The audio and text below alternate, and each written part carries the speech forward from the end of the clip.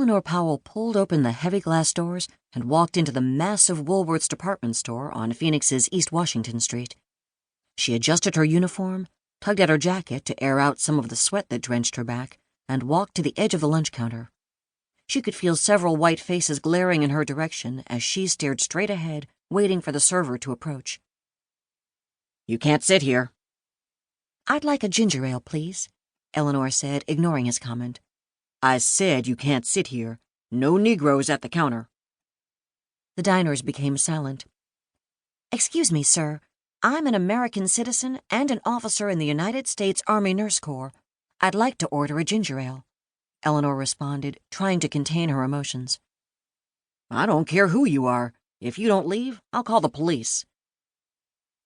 Elinor felt the tears forming in the corners of her eyes, but there was no way she would break in front of this racist simpleton and a roomful of unsympathetic patrons.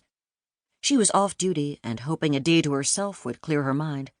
There weren't any critical cases at the hospital, and there were enough nurses on call to handle an emergency if one arose.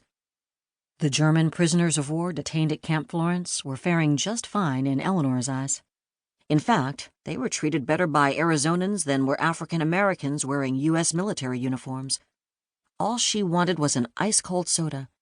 The temperatures in Florence were well over 90 degrees, and the hour-long commute to Phoenix made her delirious with fantasies of sipping a cool drink at the downtown lunch counter. The United States Army Nurse Corps clearly hadn't considered ventilation in their uniform design. The sturdy jacket and skirt and hat, along with the long-sleeved blouse and nylons, were a torturous ensemble in August. Elinor saw a menu on the counter, picked it up, and threw it on the floor before storming out. If a glass had been sitting there, she would have thrown that instead. She didn't know where she was going. Her legs and brain hadn't connected yet, but she felt the tears falling off her face, which made her more enraged. There was a small restaurant not too far away.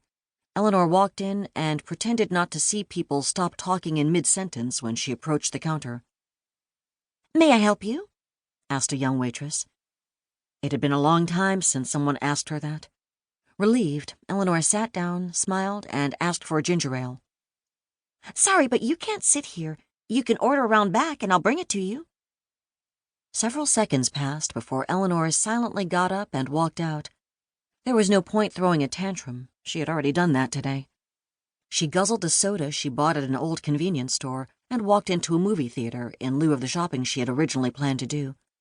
Maybe a movie would take her mind off the day's heartache. But when the usher escorted Elinor to her section, she gave up feeling hopeful about anything once she realized he was referring to where blacks sat. On the bus ride back, she contemplated lying to the other black nurses about her miserable afternoon, but that wouldn't be right. They would go to Woolworth's thinking they could get served, only to be told to leave in front of a restaurant full of people. She wouldn't want anyone else to go through that humiliation. At least she would make it back to base in time for dinner. She could commiserate over her meal with the other nurses, but she didn't want anyone's pity.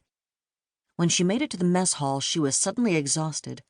Smiling, though preoccupied, she sat down at the nurses' table, barely noticing the conversation that flowed around her, until a hush came over the table and everyone looked in her direction.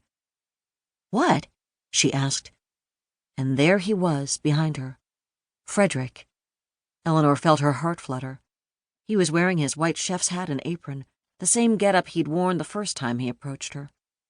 Normally, he remained in the kitchen while the other German POWs served the meals, but not that night.